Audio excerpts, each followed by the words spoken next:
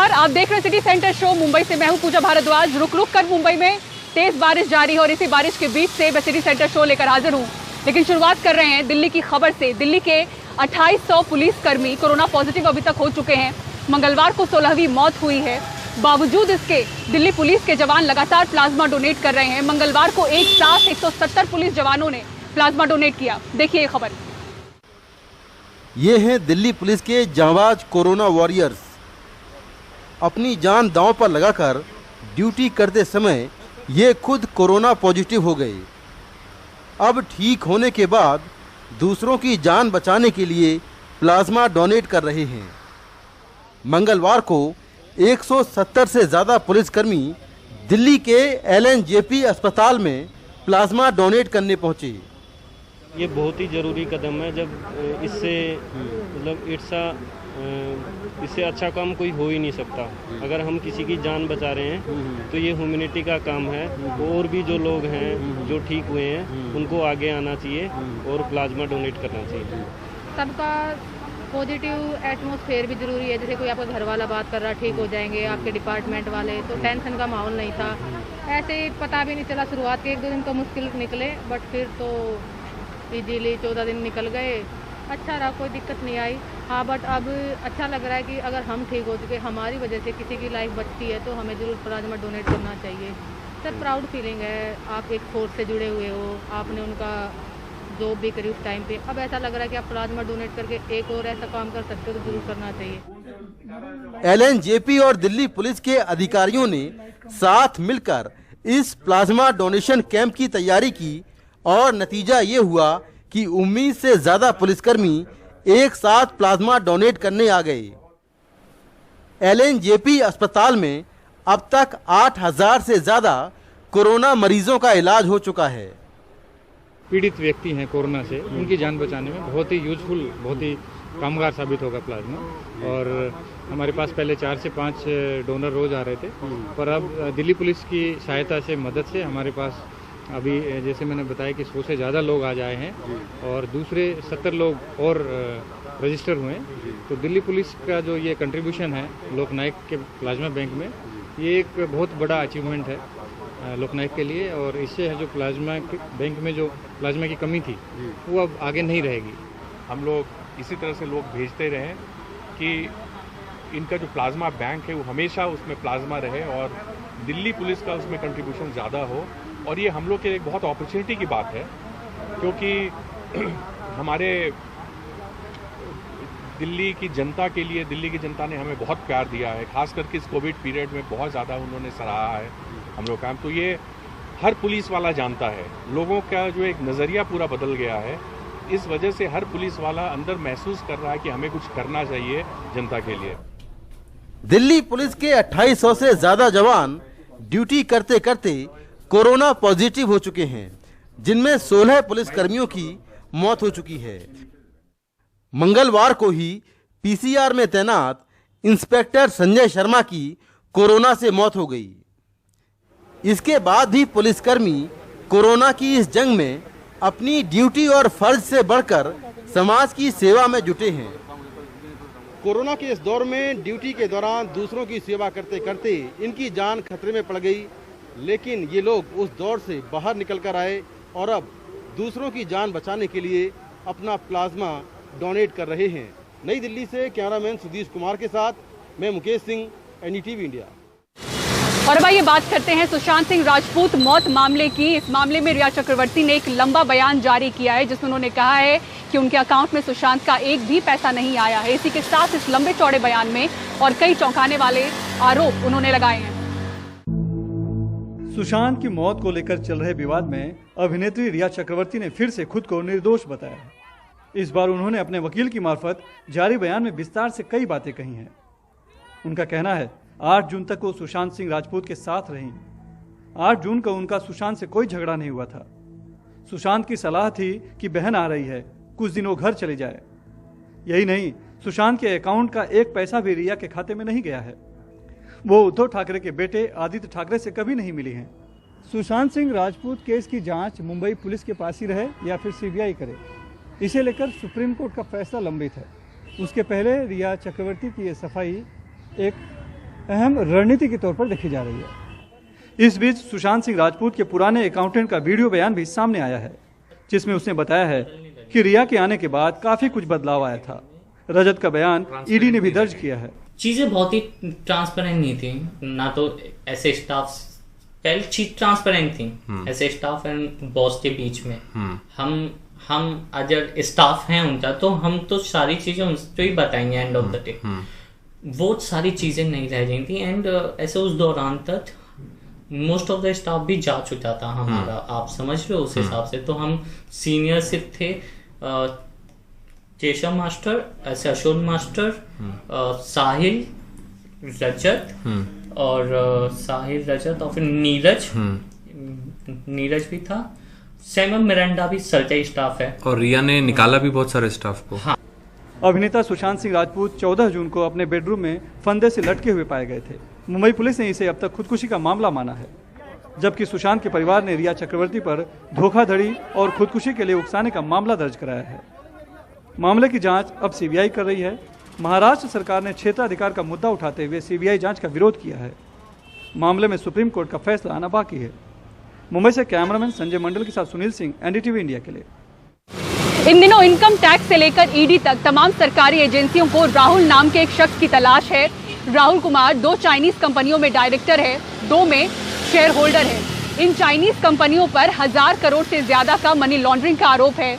लेकिन अचरज की बात यह है कि राहुल का परिवार एक गांव में गरीबी में रह रहा है। 25 साल के राहुल पर आरोप है कि उन्होंने चीनी कंपनियों के साथ मिलकर हवाला के जरिए 1000 करोड़ से ज्यादा का हेरफेर किया है।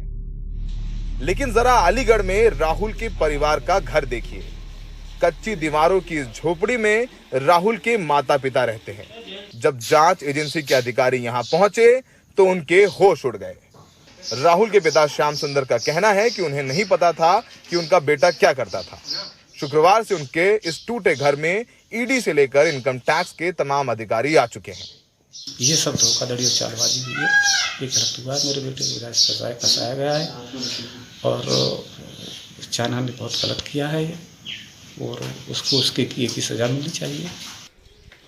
परिवार के मुताबिक राहुल इंजीनियरिंग में डिप्लोमा कर नोएडा की एक कंपनी में नौकरी कर रहा था और रविवार से उसका फोन बंद है।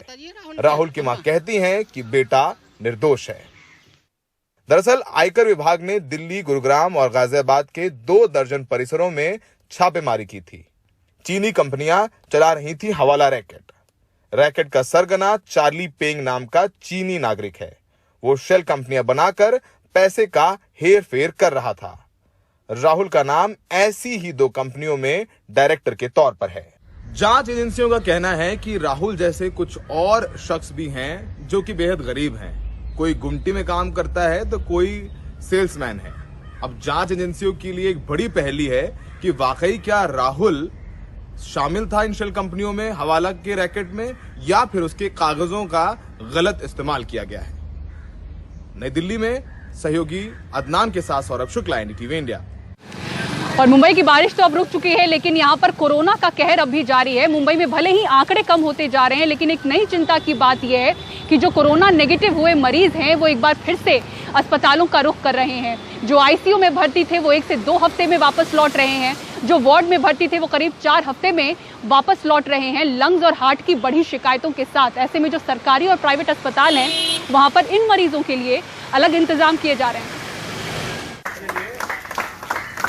कोरोना पॉजिटिव से नेगेटिव हुए मरीजों के सम्मान और खुशी में ऐसी तालियां बजती, फूलों की बरसात आपने खूब देखी होंगी।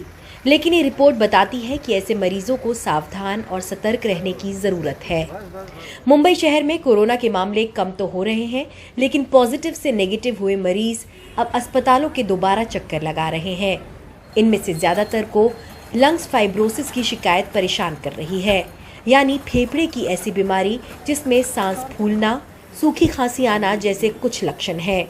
ऐसे दर्जनों मरीजों को देख रहे बॉम्बे अस्पताल से जुड़े डॉक्टर गौतम भंसाली बताते हैं कि करीब 40% कोविड मरीजों में ये समस्या देखी जा रही है। फॉलोअप के जो पेशेंट हमारे पास में आ रहे हैं आफ्टर ए मंथ सो उसमें हम लोगों ने कुछ पेशेंट्स में ऐसा देखा है कि उनके लंग्स में फाइब्रोसिस जो है, फाइब्रोटिक लंग हो रहे हैं। हमने सीटी स्कैन भी फॉलोअप में करवा के देखा 1.5 महीने बाद में। जब सीटी स्कैन देखते हैं, पहले एक्सरे करवा के देखते हैं, उसमें लगता है कि कुछ फाइब्रोसिस है थोड़ा सा। फिर जब सीटी स्कैन करवा के देखते हैं तो लंग्स में काफ़ी मात्रा में फाइब्रोसिस मिलता है। अगर अपन आंकड़े की बात करें तो कम से कम 30% पेशेंट अपन कह सकते हैं, 30 से 35% पेशेंट ऐसे कह सकते हैं जो मॉडरेट टू सीवियर कंडीशन में थे, जिनको हमने कोविड-19 के लिए मेडिसिन वगैरह दी, ट्रीट किया, NIV सपोर्ट पे थे या वेंटिलेटर पे थे और ठीक होके घर गए। उन लोगों में 30 से 40% पेशेंट में कह सकते हैं कि लंग फाइब्रोसिस डेवलप होता है।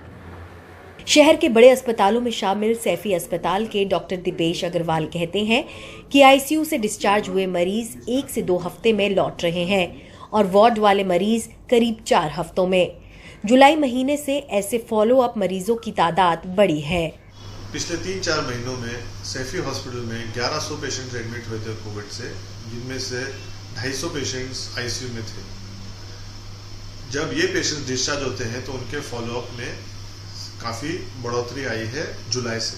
जो पेशेंट्स ICU में एडमिट होते हैं उनका फॉलोअप थोड़ा जल्दी होता है, 1 या 2 हफ्ते में, और जो पेशेंट्स वार्ड से डिस्चार्ज होते हैं मोस्ट ऑफ द केसेस में उनका फॉलोअप 2 से 4 हफ्ते में होता है।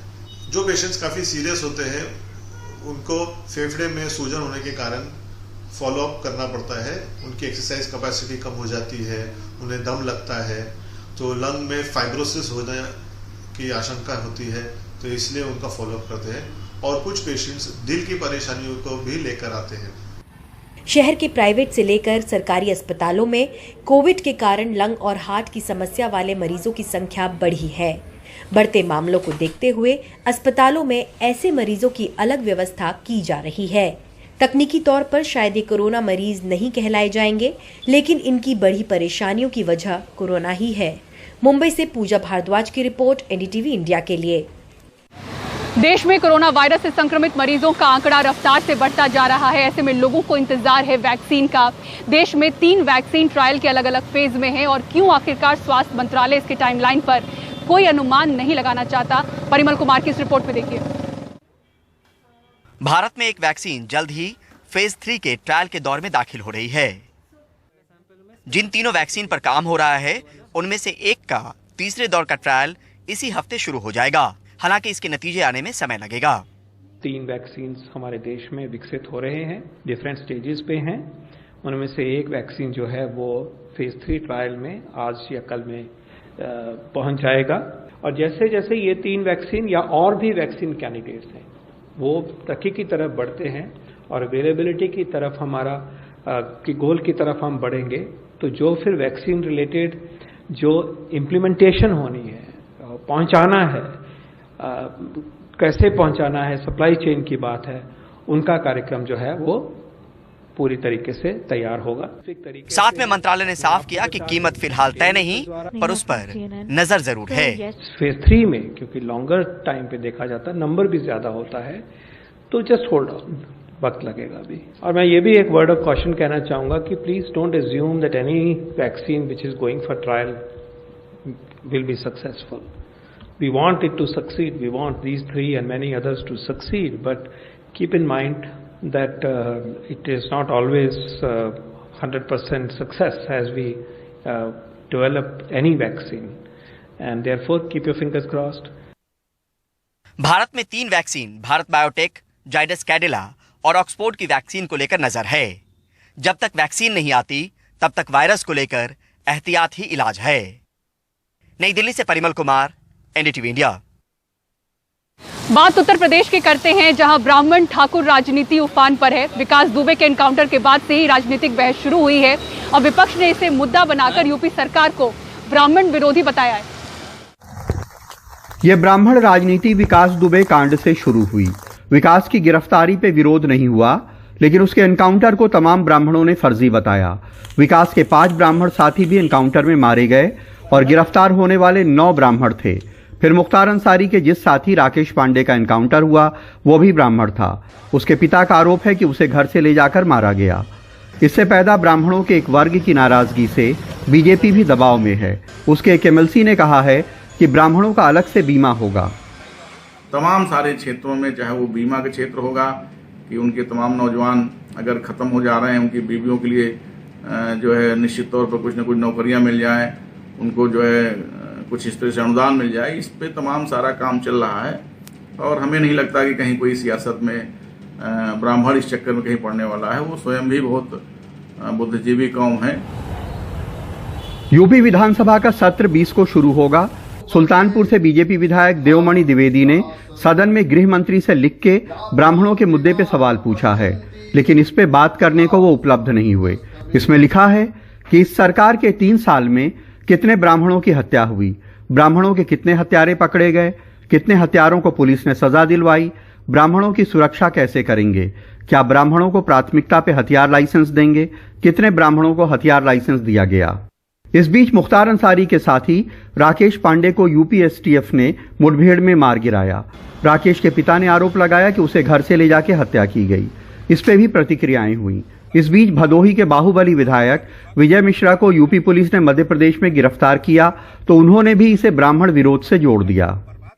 वहाँ जो ठाकुर माफिया है, एक जाति माफिया, उनके कहने पर हमारे परिवार को उत्पीड़न, धन दौलत, हमारी पत्नी लड़के को बर्बाद कर रहे हैं और हत्या कराने की साजिश कर रहे हैं, फर्जी मुकदमा डाल रहे हैं। आगे ऊपर कभी भी हत्या करा सकते हैं अपराधी के द्वारा, अपने द्वारा 2 सिपाही भी मरवा सकते हैं, क्योंकि वहाँ जितने बड़े गैंग है, चाहे वो विनीत सिंह का हो, चाहे जिसमें सिपाहियों की हत्या हुई है जेल में अंदर होती हुई, चाहे सुशील सिंह की हो, चाहे वो क्या नाम है सांसद वीरेंद्र सिंह मस्त है, चाहे वो है, सारे लोग एक वर्ग के हमारी हत्या के लिए लगे। ब्राह्मणों के एक वर्ग में पैदा नाराजगी का विपक्ष सियासी फायदा उठाना चाहता है। आम आदमी पार्टी के एमपी संजय सिंह खुलेआम सरकार पे ब्राह्मण विरोधी होने का आरोप लगा रहे हैं। इस पे कुछ बीजेपी समर्थकों ने उनके खिलाफ एफआईआर भी करा दी हैं। अगर आपकी सरकार में ब्राह्मणों की हत्याएं हो रही हैं, उनके ऊपर जुल्म हो रहा है, अन्याय हो रहा है, अत्याचार हो रहा है, ये मुद्दा उठाना अपराध है क्या? बीजेपी से कांग्रेस में आए उदित राज ने भी विकास दुबे कांड को ठाकुर ब्राह्मण रंग देने की कोशिश की थी। उन्होंने ट्वीट किया था कि अगर विकास दुबे ठाकुर होता तो क्या ऐसा ही व्यवहार होता। समाजवादी पार्टी के प्रवक्ता रोली तिवारी मिश्रा भी ट्विटर पे ब्राह्मणों के लिए मुहिम छेड़े हुए हैं। उनका पिंड ट्वीट है कि आखिर ब्राह्मणों से इतनी नफरत क्यों है। कांग्रेस नेता जितिन प्रसाद ने ब्राह्मण चेतना मंच बनाकर ब्राह्मणों के लिए मुहिम चलाई हुई है। वो हर ब्राह्मण की हत्या पे सवाल उठा रहे हैं। उधर समाजवादी पार्टी के अभिषेक मिश्रा ने परशुराम जी की दुनिया की सबसे बड़ी मूर्ति लगाने का ऐलान किया है। वो कह रहे हैं कि अगर ब्राह्मणों का विशेष बीमा सरकार ने नहीं किया तो वे इसका प्रचार करेंगे। अगर आपने ये काम नहीं किया तो आपको मैं निश्चित विश्वास दिलाता हूं, हर गांव, हर गली, हर मोहल्ले, हर जगह जाकर के मैं विरोध करूंगा और कहूंगा कि भारतीय जनता पार्टी ने जो कहा, जो आपने उमेश द्विवेदी जी ने कहा, वो नहीं किया। जातियों में बटे हुए समाज को राजनीति में किस तरह इस्तेमाल किया जाता है, यह उसकी सबसे बड़ी मिसाल है। लखनऊ में कैमरामैन राजेश गुप्ता के साथ कमाल खान, एनडीटीवी इंडिया। और इसी के साथ सिटी सेंटर शो में रुक रहे एक ब्रेक के लिए, लेकिन आप कहीं मत जाइएगा। ब्रेक के बाद आपको दिखाएंगे सैनिटाइजर वाले गणपति।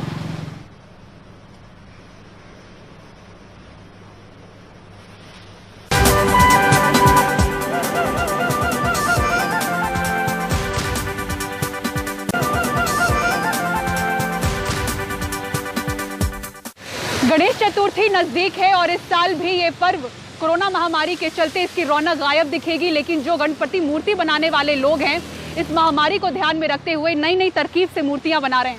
मुंबई के घाटकोपर में एक कलाकार ने सैनिटाइजर वाले गणपति तैयार किए हैं। कोरोना को ध्यान में रखते हुए ये खास तरह के गणपति बनाए गए हैं। ये मूर्ति कुछ इस तरह से तैयार की गई है कि जैसे ही आप गणपति की मूर्ति के नीचे हाथ ले जाएंगे, आपके हाथ पर सैनिटाइजर आ जाएगा।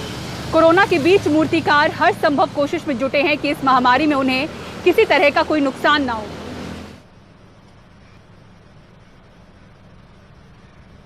लॉकडाउन के दौरान आप सभी ने देखा कि बॉलीवुड एक्टर सोनू सूद किस तरह से आगे आए यहां फंसे हुए मजदूरों को उनके घरों तक भेजने के लिए, लेकिन उनके मदद करने का सिलसिला अभी तक थमा नहीं है। हाल ही में जब एक शख्स ने सोनू सूद से अपनी बच्चियों की पढ़ाई को लेकर गुहार लगाई तो एक्टर ने भी इसका जवाब दिया। दरअसल एक शख्स ने अपनी 2 छोटी बच्चियों का वीडियो शेयर किया था। इस वीडियो में दोनों बच्चियां हाथ जोड़कर एक्टर से मदद की गुहार लगा रही थी। मदद करो sir, please please help me.